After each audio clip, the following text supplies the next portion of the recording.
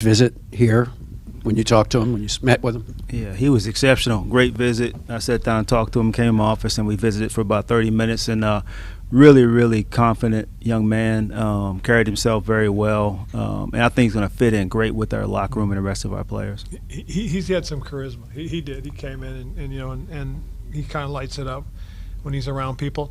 And as Martin said, there's a lot of things about him to like. There really were. And confident. I think he's got the chip on his shoulder about his weight. And he says, it doesn't seem to affect how he plays, obviously. So he's just confident about that, and that was really good to see. When was the moment that you knew this was going to be your guy? We get close to our pick, and then we get a few names together of guys to consider. And as we talked it through, he was the one that we had consensus on. We felt great about.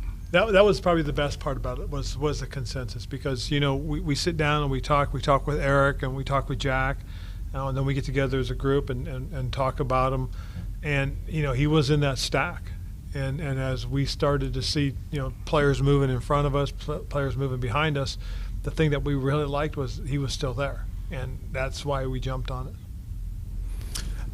Just to pivot away from the draft, obviously it's been reported that you guys are going to decline Chase Young's option. Could you just walk us through that decision and how you've come to that?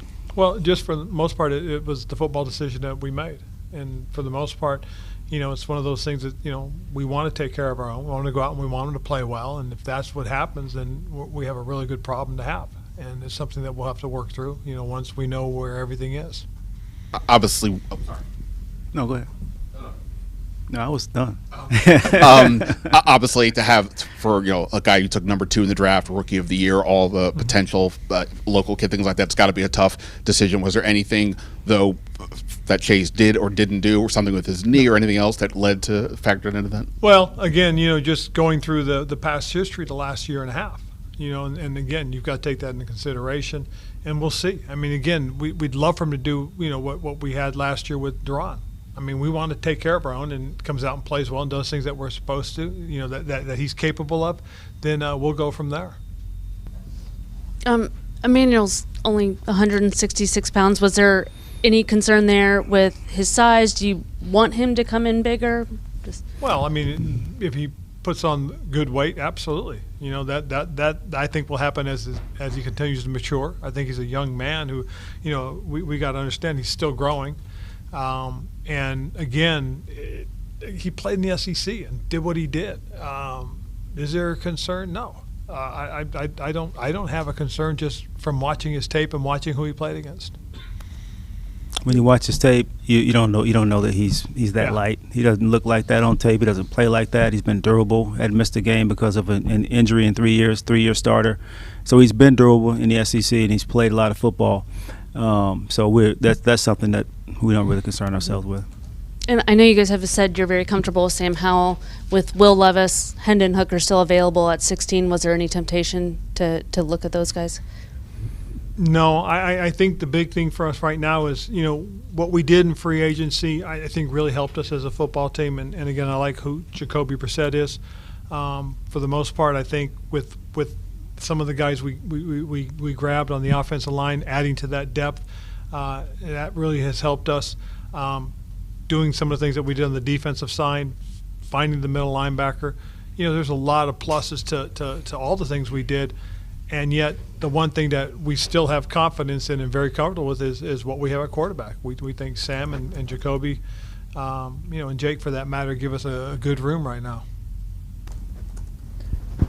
With Emmanuel, for both of you, what makes him a good ball hawk? Besides, you said being a receiver that helps the hands, but what makes him a good ball hawk and going? Well, he has a really good feel for routes and route combinations. He has great awareness in coverage. He can see where everybody is, and then he can track the ball really well down the field. And that's a difficult thing to do. When you're running with your back to the ball, you got to turn around and locate it. He does a great job of doing that, which probably comes from him being on the offensive side of the ball when he was younger. So all those things come into play, but the guy just has a really good feel as a corner, and he's got really good length for press coverage as well. I should mention that. I mean, we talk about his size, but we haven't talked about his length. He's tall and he's long. He gets his hands on guys in press. He disrupts routes. So he's the total package. He really is. He can do everything that a corner should be able to do. Well, and I echo the sentiment because if you look at him, I mean, he's a 4-3 guy, and when you can run and have that length, you're going to put yourself in position. He's got very good awareness. I mean, when you watch, again, go back to his tape and you see some of the plays he makes, he has that feel, as Martin pointed out, and one play in particular that reminds me more than anything else is when he's gotten into a hinge technique where he's got a high guy and a guy below him, and he puts himself in between both. And the quarterback's not quite sure, and he hesitates. And next thing you know, he's driving on the ball, making a big play. It's just you see that element to his game, and you know that that's what you're getting. And then when you were picking, it seemed like there were a bunch of guys you may have had in mind. How many guys that you really liked at 16 were still available when you took them?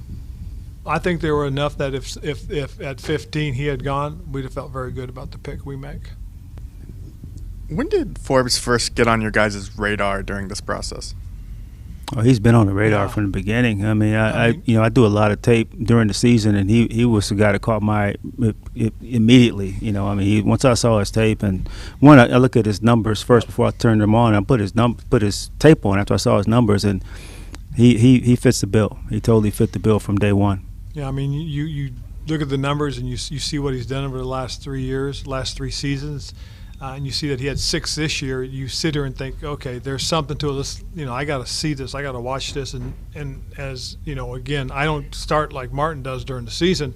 I'm not getting my list until February, and you start looking at guys, and we get the sheets, we get the guys' bios. You look at the bios, you read, their what they did that season, and you see their stats, and you start going, okay, now let's take a look at this, and then you start to see it.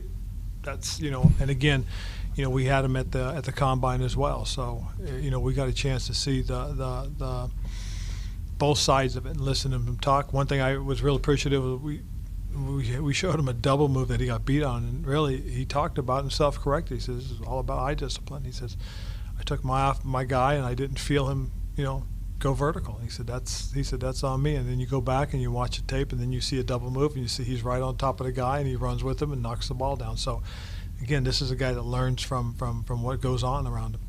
You talked about the other day about scheme fit. I'm wondering kind of how you guys project him to fit in with what Jack does, not just the turnovers that you mentioned, but some of the zone match that you guys do. Well, a lot of stuff that they did is very similar to us, because they played man, they played zone. A good portion of his takeaways came from zone as well. So he's more than capable. They play a lot of the techniques and styles we did. It's just a matter of understanding the terminology more than anything else. So we think it should translate. We feel pretty good about the translation. I know the defensive staff feels very good about his ability.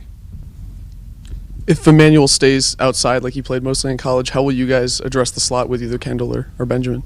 Well, that'll be something that we will work through once we get everybody on the field together. And were you able to speak to the new ownership group before the Chase decision or the draft? No. So it was a decision that had to be made after talking with Martin, after talking with Marty, Eric, and Chris. We just felt that was going to be the best, so I decided that's what we were going to do. Take 3 more. Martin, you were pretty open pre-draft about your appreciation for trading down. Did any calls come your way when you were there at 16? No, we didn't get any calls this year. We got a ton last year, but we didn't get them this year. We discussed that and looked at it. There were a number of guys that we liked. We felt there was a certain distance we could go back and still get one of those guys, but the call didn't come, and we made the call to get Emmanuel. And any goals as you sit here for tomorrow, things you might be looking for there at 47 and beyond? Well, the biggest thing is we will react to what happens in front of us. I mean, again, when we go back in, there'll be a few guys that we probably were hoping would be there tomorrow that may already be taken. So we'll find that out, and then we'll react to that as well.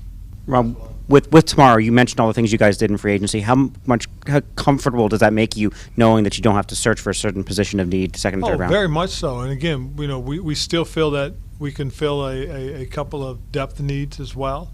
And there's still a possibility you could probably find a starter or two. I mean, again, we're going to compete this year as a football team like we've always done, and we want to bring in the best players that we can so they can all compete and find out who's going to help us win football games.